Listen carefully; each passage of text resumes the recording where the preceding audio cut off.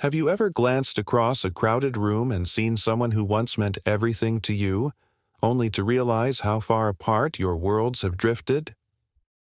On a chilly October evening, Michael Anderson found himself in just such a moment. He stepped into a modest family restaurant for a quick bite before a late-night business meeting, only to be greeted by a face he knew all too well. Before we begin, please consider subscribing, as your support helps us create more meaningful stories for you. His ex-wife, Sarah, visibly pregnant and serving tables, looked up, shock playing across her features. A decade and a half of marriage flashed between them, rekindling old regrets and unresolved questions. If only Michael knew then that this single encounter would unravel a tightly guarded secret, thrusting them into a storm of betrayal, family loyalties, and a long-overdue second chance. Michael Anderson was just 45, but the lines of stress on his brow made him appear a little older. He had built Anderson Financial Consulting from the ground up, sacrificing countless weekends and holidays along the way. 2 years ago, the strain had become too great. He and Sarah, partners in life for nearly 15 years, had drifted into daily arguments, each blaming the other for missed opportunities and hurtful misunderstandings. Their divorce came swiftly, finalized in a quiet courtroom with only a handful of people present. After the papers were signed, Michael had thrown himself even more fervently into his work. He found a new companion, Victoria, a sophisticated, polished woman who seemed to understand the demands of his corporate world. Sarah, meanwhile, faded from his life entirely. He assumed she'd returned to her hometown or found a new job somewhere else. Never once did he imagine she might be living only a few miles away. The sight of Sarah in a humble uniform, balancing plates of pasta and refilling coffee cups, shattered every assumption Michael had made. Shock tightened his throat. Their eyes locked in a moment of painful recognition, as if both realized how much time had truly passed. Michael's heart pounded with a sudden wave of concern. Why was she working here? Why hadn't anyone told him she was pregnant? Even more haunting was the realization that she was pregnant with a child that very likely, no, almost certainly, was his. Would Michael walk away again, or find the courage to ask the questions that had haunted him for 2 long years? As Sarah approached the table, an uneasy silence fell between them. She set down a glass of water, her hands trembling slightly. "Hi, Michael," she managed, forcing a professional smile that didn't reach her eyes. The baby bump was unmistakable, and for a split second Michael allowed himself to imagine the course their lives might have taken had they stayed together. Before he could muster a response, Sarah turned away to greet another customer, leaving him with 1,000 questions burning in his mind. That night, Michael returned to his penthouse apartment feeling strangely hollow. The city lights sprawled beneath him, silent witnesses to his internal unrest. Could the baby be mine? He wrestled with this thought, recalling the final days of their marriage.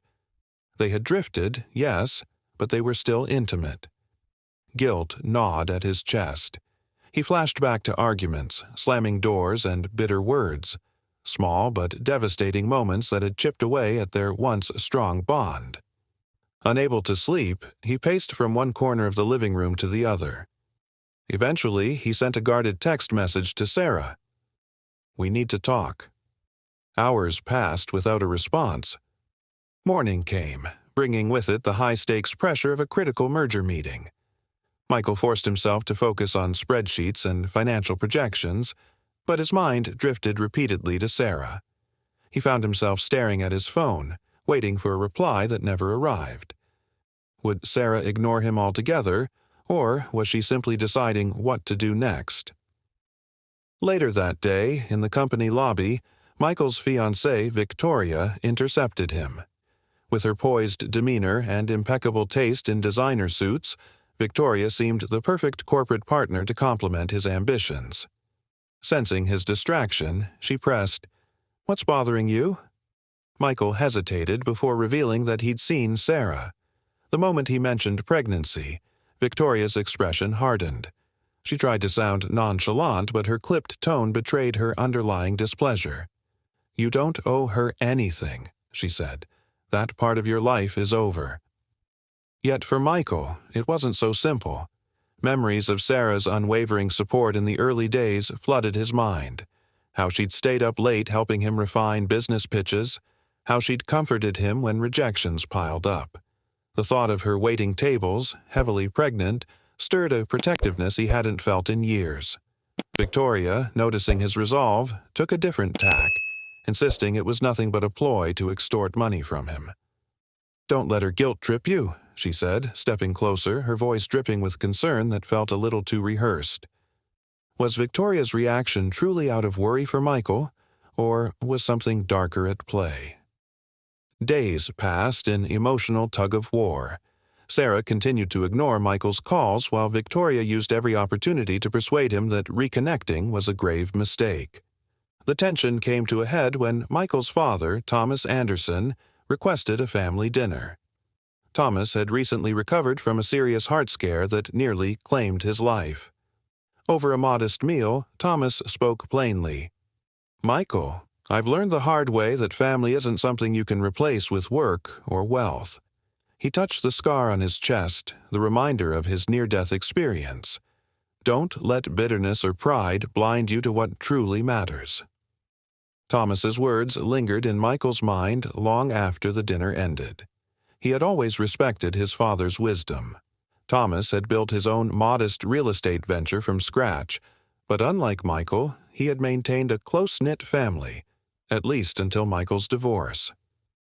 As the older man's health deteriorated, he seemed determined to see his son make amends, to find real happiness before it was too late. "Business deals can come and go," Thomas often said, "but a family is forever."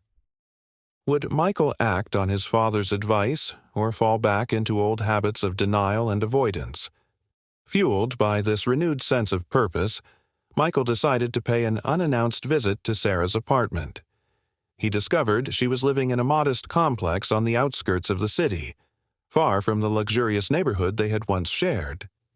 Rain pattered softly as he waited on her doorstep, his heart pounding like a drum. Finally, she opened the door. Tired eyes, hair pulled into a loose bun, and a protective hand over her swollen belly. "Why are you here?" she asked, voice thick with a blend of caution and weariness. Michael tried to steady himself. "I just need to talk, Sarah. Please."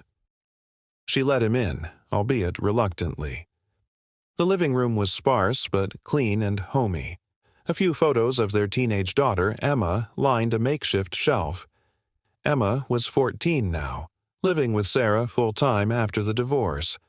The tension in the air was almost suffocating. Michael hesitated, then broached the question that had haunted him. Is the baby mine?" He watched Sarah's expression carefully. Her face contorted in a mixture of anger and sadness. "We may have parted ways, but we were still trying," she said softly, implying they hadn't fully let each other go until that final argument. "Yes, it's yours." Now that Michael knows the baby is his, will Sarah allow him back into her life? Or is her trust too badly broken? Michael's feelings whirled, a combination of relief, joy, and guilt. He asked about Emma, wanting to see her. Sarah hesitated, saying Emma was at a friend's house. She didn't know if Emma was ready to face him. In the months following the divorce, Emma had been the quiet observer, absorbing the pain and conflict in her own way. For now, Sarah suggested giving their daughter time to process the new reality. While Michael took in the details of Sarah's cramped living situation, he also noticed medical bills on the coffee table, suggesting complications with the pregnancy. Concern spiked within him. "Are you all right?" he ventured, voice taut with genuine worry. Sarah shrugged. "I'm managing. The job at the diner helps, but it's stressful. I had some early contractions last month. The doctor's telling me to rest more." Michael frowned, realizing she had no one else to rely on, not even him until now. With Sarah facing pregnancy issues, will Michael finally step up and provide the support she needs? That evening, Michael left Sarah's apartment and drove aimlessly through the city.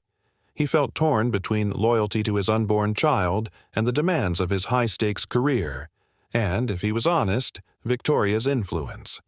He had never questioned Victoria's intentions before, but a gnawing doubt began to creep in. Why is she so adamant about keeping me away from Sarah? Spurred by his father's advice and his own intuition, Michael quietly began looking through old emails and text messages from the final months of his marriage to Sarah. He uncovered curious threads, messages from unknown numbers, suspiciously timed tips about Sarah's alleged affair that had fueled Michael's anger during the divorce. Then there were the incriminating photos he had received at the height of their marital strife, photos that supposedly showed Sarah meeting another man late at night. Michael had never fully questioned their source, so overwhelmed he was by heartbreak. But now, anomalies leapt out. The angles looked staged, the timestamps manipulated. Could Victoria be behind these messages, and if so, why would she orchestrate such a betrayal? Seeking clarity, Michael called an old acquaintance, an IT specialist who had worked for him a few years back. Together, they combed through metadata and digital fingerprints. Gradually, a pattern emerged. The messages and photos had ties to an email address traceable to none other than Robert, Victoria's brother. Michael's heart pounded with disbelief as the puzzle pieces began to align. Why would Robert and Victoria conspire to destroy my marriage? The question loomed large, fueling Michael's growing unease. Complicating matters was a major merger meeting at Anderson Financial Consulting, the deal of a lifetime that could elevate his company to global acclaim. Victoria insisted on taking the lead in negotiations, arguing that Michael was too emotionally distracted. "Let me handle this," she said, a gleam in her eye that he couldn't quite interpret. Torn between trusting his fiancé and wanting to protect his life's work, Michael found himself at a crossroads. If he confronted Victoria without proof, he risked blowing up both his professional and personal life. But if he stayed silent, he might allow her scheme, whatever it was, to continue unchecked. Would Michael prioritize uncovering the truth, or let business concerns overshadow the growing threat? Needing an unbiased perspective, Michael turned to the person he trusted most, his father, Thomas. Sitting together in Thomas's cozy den, cradling cups of hot tea, Michael shared everything. From his suspicions about Victoria's involvement to the digital evidence pointing toward Robert's complicity. The older man listened intently, his lined face grave. "Michael," Thomas said, "the truth will come out one way or another. Question is, do you value your merger more, or your peace of mind, and your family?" Deep in thought, Michael returned to the office late that evening. He found Victoria and Robert in the conference room, huddled over spreadsheets. Their tense whispers stopped abruptly the moment he entered. Robert's eyes flickered with unease. Victoria, ever the smooth talker, flashed a tight smile. "We're just ironing out final details," she said. Michael feigned indifference, though his heart hammered. They're planning something, he thought. But what? As Michael inches closer to the truth, will he catch Victoria and Robert red-handed, or fall victim to their plot yet again?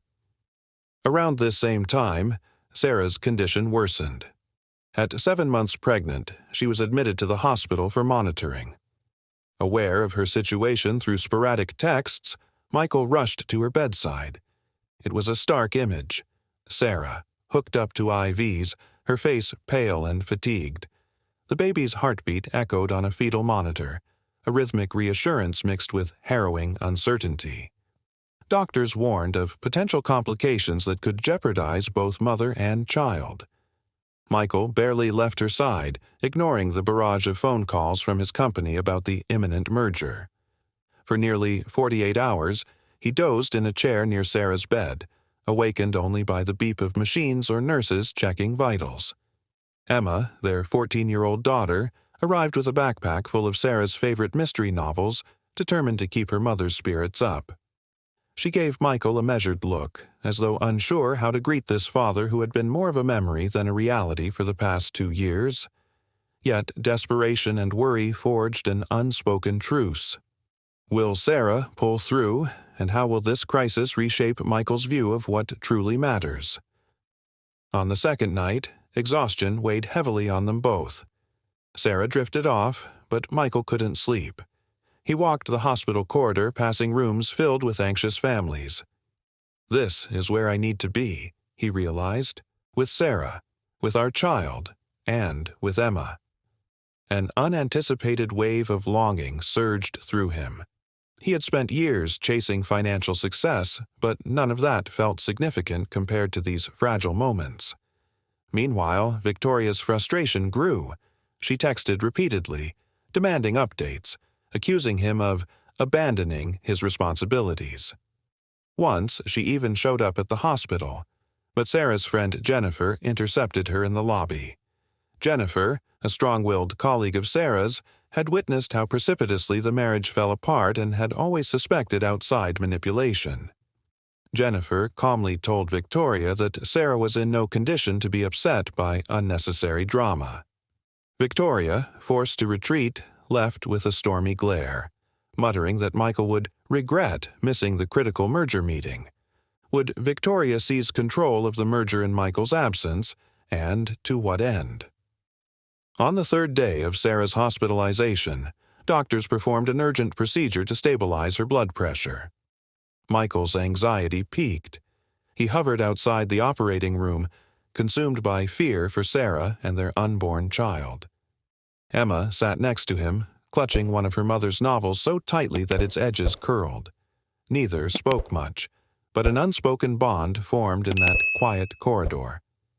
Emma finally whispered, "I want Mom to be okay. And the baby, too." Michael placed a hand on her shoulder, voice trembling. "Me too, sweetheart." In the background, Michael's phone buzzed incessantly with calls from his office. He silenced each one, ignoring the urgent texts from Victoria. By the time Sarah was brought back to her room, the doctors reported signs of improvement. "The baby's heartbeat is strong," said one doctor, offering a hopeful smile. Relief washed over Michael, so profound that tears blurred his vision. Emma exhaled a shaky breath, tears brimming in her own eyes. The small family, fragmented but inching closer, clung to this shred of hope. Sarah seems stable for now, but is this only the calm before another storm? While Sarah rested, Jennifer approached Michael in the hallway. "I've never trusted Victoria," she said bluntly.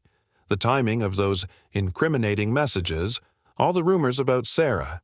It smelled of sabotage from day one. I tried to warn Sarah, but she was so heartbroken and confused she didn't know where to turn." Michael nodded grimly. He briefly explained his discovery about Robert's email address. Jennifer offered to help in any way she could, determined to see Sarah free from any lingering manipulations. Later that night, a stroke of luck broke the case wide open.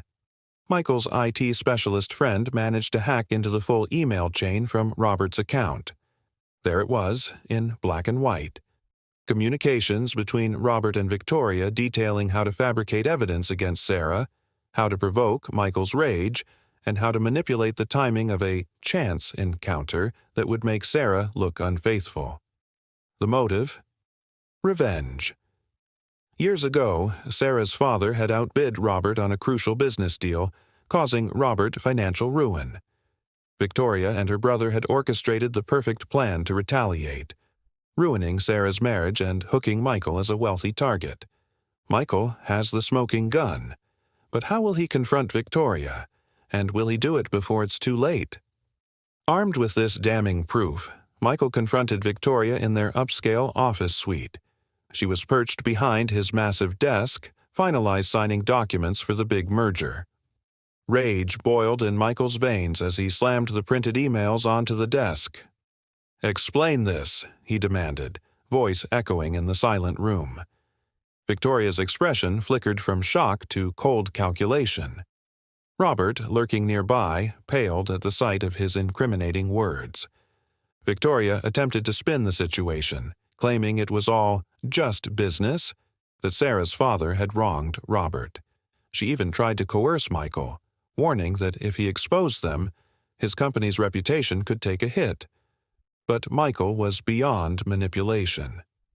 "I'd rather lose every deal in the world than live with this lie," he snapped.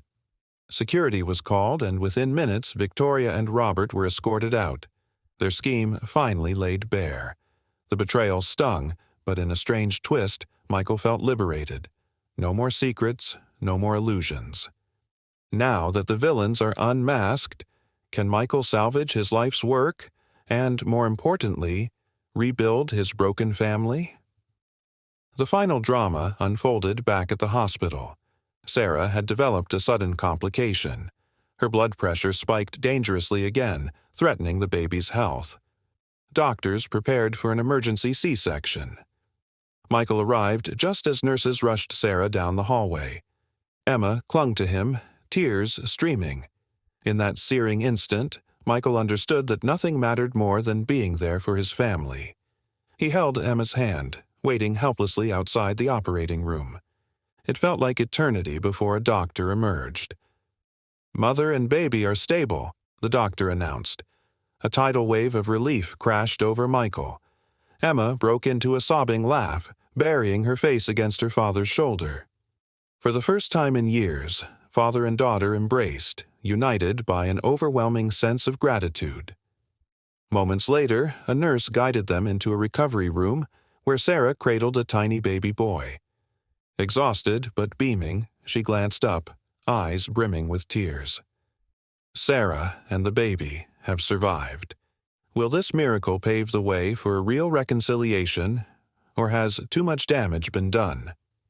For the first time in ages, Michael felt the heavy weight of guilt and regret lift, replaced by a cautious, tender hope. He gently stroked the newborn's cheek, marveling at the delicate features. Sarah offered him a soft smile, vulnerable, forgiving, but also etched with the wisdom of someone who's endured heartbreak. Over the next few days, as Sarah recovered, Michael stayed close. He handled hospital paperwork, consulted with the doctors, and made sure Emma felt supported. In the quiet moments, Michael and Sarah whispered about the future, acknowledging the deep betrayal that had cost them 2 years apart. News of Victoria and Robert's treachery spread. Though it shook Anderson Financial Consulting, Michael's unwavering integrity and the subsequent legal steps he took against Victoria won him the respect of his board members. The merger, though temporarily stalled, was renegotiated with Michael at the helm, on terms that put ethical considerations first. Still, business was no longer his sole driving force. As Thomas often said, a family is the only legacy that truly matters. Upon Sarah's discharge, she and Michael moved into a newly rented house, something modest but inviting, a peaceful place to start anew. Emma finally felt safe enough to let her guard down around her father. She even placed a small crib by the window in her room, insisting her baby brother spend a few nights near her so Sarah could rest. Michael watched them together, heart swelling with a sense of completeness he'd never felt. Their longtime friends came forward with support, small gifts for the baby, homemade casseroles for Sarah, and thoughtful offers to help with errands. Jennifer dropped by regularly, never shy about voicing her relief that the truth about Victoria had emerged. "I knew something wasn't right," she said, "but now I'm just glad you can all put this behind you." With quiet resolve, Michael and Sarah determined that while the scars from betrayal would never vanish completely, they could choose to heal, one day at a time. As the new family dynamic takes shape, will trust grow strong enough to survive future challenges? One late afternoon, after tending to the baby's feeding, Michael found Sarah resting on the living room couch. He sat down beside her, cautious but hopeful. "You know," he began, voice soft, "I can't change what happened, but I want to spend the rest of my life making it right, being here for you, for Emma, and for our son." Tears glistened in Sarah's eyes, but she smiled. "That's all I've ever wanted," she replied, placing her hand on his. The gentle hum of the baby monitor echoed in the quiet, a testament that despite everything, despite heartbreak, betrayal, and, if this story moved you, consider sharing it with someone you care about. Life's unexpected turns can hurt us deeply, but they can also lead us toward true healing, if we have the courage to face the truth and fight for what really matters. A simple thank you in the comments goes a long way. And if you'd like more stories that explore the power of redemption and family, don't forget to like and subscribe. After all, sometimes the greatest triumph is finding your way back home,